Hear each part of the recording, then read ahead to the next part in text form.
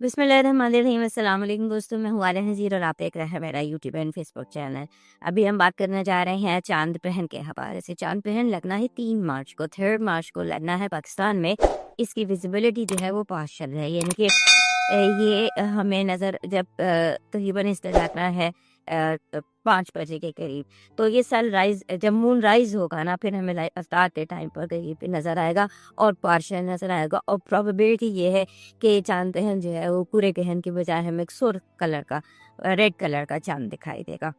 चांद जो है ये इस वक्त है जो ग्रहण लगेगा उस वक्त चांद होगा, पूरा चांद होगा वर्गो में। और ये पूरा चांद जो है ये एक्चुअली एक सीरीज चल रही है 2025 से, वर्गो और पाइसेस में ग्रहण लगने की वेस्टर्न एस्ट्रोलॉजी के हवाले से। सो इसको हम डेस्टिनी पॉइंट्स भी कहते हैं। और डेस्टिनी पॉइंट्स पे जब ग्रहण लगता है तो वो चीज़ों को ज़रा स्ट्रॉन्ग कर देता है, चीज़ों का आप समझ लीजिए कि ज़्यादा रफ्तार को तेज़ कर देता है। अब रीसेट जो सेक्टर हमारी ज़िंदगी में चल रहा है उसकी रफ्तार को ये तेज़ कर देगा। डिपेंड करता है कि ये जो वर्गो है ये आपका कौन सा घर बनता है, इस पर हम इंडिविजुअली बात करने जा रहे हैं। सो यहाँ पर जो बेसिकली वर्गो जो होता है, यहाँ पर आपने जब ये ग्रहण लगता है तो उस वक्त आपने अपने जैसे हर बंदा ही ओवरऑल हर बंदा जो है वो अपने रूटीन्स को, अपनी हैबिट्स को चेक करेगा कि कहाँ उसको इम्प्रूव करने की ज़रूरत है और कहाँ ज़िंदगी में स्ट्रक्चर लैक करता है, कहाँ हमें ज़िंदगी को बेहतर बनाने की ज़रूरत है और हम किस तरह से इसको बेहतर बना सकते हैं। खैर, ये तो एक छोटी सी बैकग्राउंड है, इसमें हम बहुत एक्लिप्स पर बात कर चुके हैं कि राहु केतु जो है सब वर्गों में केतु है और राहु बैठा हुआ है पाइसेस में।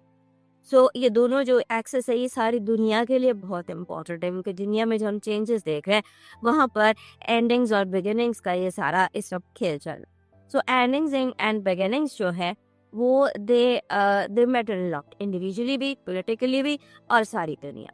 सो इसलिए ये इस टाइम पर ये वीडियो बनाना इसलिए ज़रूरी है कि आप हालात की भाग दौड़ को अपने हाथ में रखें, ये ना हो कि हालात आपके हाथ से निकल जाए। इसके बाद हम कुछ बात कर लेते हैं एक जेंडर। पहली बात तो ये है कि जो इस्लामिक रिचुअल्स के हवाले से बात कर लेते हैं कि एक तो जब मतलब मैं कोई तबलीग नहीं कर रही, मैं आपको सिर्फ नॉलेज पास कर रही कि इसको हमारे जो इस्लाम है उसमें से कोई ख़तरनाक चीज़ नहीं कहा गया, ना तो ये हदीस पर मुबारका है इसके ऊपर ही कि ये किसी डेथ को या डिज़ास्टर को ज़ाहिर नहीं करता। ये एक अल्लाह के कामों में से एक है, ये अल्लाह की निशानियों में से एक है। इसमें वहम करने की, किसी भी किस्म का कोई भी वहम अपने अंदर लाने की ज़रूरत नहीं है। उसके बाद कुछ रिचुअल्स थे जो आप सल्लल्लाहु अलैहि वसल्लम इस टाइम पर किया करते थे, उसमें एक तो नमाज है। कहते हैं कि जब चांद ग्रहण, सूरज ग्रहण लगता है तो उम्मत पर 2 नफल वाजिब हो जाते हैं। सो जब चांद ग्रहण लगता है तो उस वक्त नमाज कसूफ खसूफ जो है वो वाजिब हो जाती है। 2 नफल अदा करने होते हैं और इसके अदा करना जो है बेहतर ही है कि आप ड्यूरिंग जब वो ग्रहण लगा होता है उस टाइम पर नमाज अदा कर लीजिए 2 नफल। उसके बाद खाने पीने में थोड़ी सी एहतियात करनी चाहिए, ज़्यादा खाना पीना नहीं चाहिए, बाहर कम जाना चाहिए, ज़्यादा इस्तिग़फ़ार अदा करना चाहिए और कोई सदका या कोई सदका खैरात जो ये है, this is what is required इस ग्रहण के दौरान। और इस्तिग़फ़ार ज़्यादा पढ़ते हैं और रेस्ट ज़्यादा करते हैं।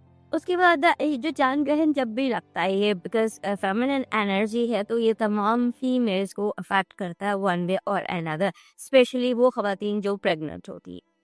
अब अभी इसको हम वहम नहीं कह सकते, इसको हम इसका कोई इसको हम कोई गलत रंग से हम आपको ये नहीं बता रहे, हम सिर्फ आपको ये बता रहे हैं कि हमारे इस यहाँ पर कुछ ट्रेडिशंस हैं इसके हवाले से, और वो मैं आपको पास ऑन कर देती हूँ। हमारा रिलीजन जो है वो इसको किसी किस्म का इसके बारे में कोई ऐसा नहीं है, सिर्फ ये है कि जब चांद ग्रहण लगे तो आप नमाज कसूक अदा कीजिए, दुआ कीजिए, ज़िक्र कीजिए। सो जो हमारे जनरल जो रिचुअल्स हैं हमारे रिलीजन के हवाले से सबके लिए, वो तो एक ये है कि आप इस दौरान में जब ग्रहण लगा हो, इसके टाइमिंग्स आप नेट पे देख लीजिएगा, सम टाइम अराउंड इफ्तार इस ग्रहण ने लगना है पाकिस्तान। उस टाइम पर एक आपने जिसे कहते हैं नमाज खसूफ वो पढ़नी है, उसके बाद आपने दुआ करनी है, ज़िक्र करना है, सदका देना है और आम दिनों से ज़्यादा रेस्ट करना है, नॉर्मल करना है, अपनी एक्टिविटी को कंट्रोल करना है। और यही चीज़ें जो है ये प्रेग्नेंट औरतों के लिए भी हैं। और उसके साथ-साथ जो एक हमारे जो इलाके के रिचुअल्स हैं उनमें ये होता है कि आपने सब्ज़ी नहीं काटनी, आपने कैंचियों का इस्तेमाल नहीं करना, आपने छुरी का इस्तेमाल नहीं करना, आपने घर से बाहर नहीं जाना और उसके बाद जो आपने लेटना है ज़्यादा, आराम करना है ज़्यादा और इस्तिग़फ़ार करनी है। ये एक चीज़ें हैं जो कर लेने में हर्ज कोई नहीं है, इनमें कोई तवाहन नहीं है, इनमें कुछ नहीं है। लेकिन हम इनको इस्लामिक नहीं कहेंगे, हम इनको रिलीजन का कहेंगे क्योंकि इस्लाम में यही है, नफ़ल, सदका, दुआ और अपनी एक्टिविटी को थोड़ा-सा कम कर देना, खाने-पीने की कमी करनी, चीज़ों को ढाँप देना, पानी को ढाँप दें। ये है और जो अगर आप ये नहीं भी करते, ये जो प्रेग्नेंट औरतों की मैं बात कर रही हूँ, तो it's okay, you are sick, कोई मसला ऐसा नहीं है। ये देखने की बात है और उसके बाद जैसे हेल्थ जो है ना इस ग्रहण के हवाले से हेल्थ रूटीन वो बहुत ज़्यादा मैटर करते हैं। ग्रहण से 3 तारीख को ग्रहण लगना 2 से हफ्ता पहले अगर आप नोट कर लें, जब से ये ग्रहण सीज़न शुरू हुआ है 17 फरवरी के बाद से आप महसूस करेंगे कि यहाँ पर बीमारी या कुछ ज़्यादा फैल रही है। ज़्यादा कुछ ऐसे अमराज हैं जिनका ताल्लुक गले से है, सांस से है, इस तरह के बहुत सारे अमराज इस दौर में ये भी बढ़ सकते हैं ग्रहण तक और ग्रहण के 1 हफ्ता बाद तक।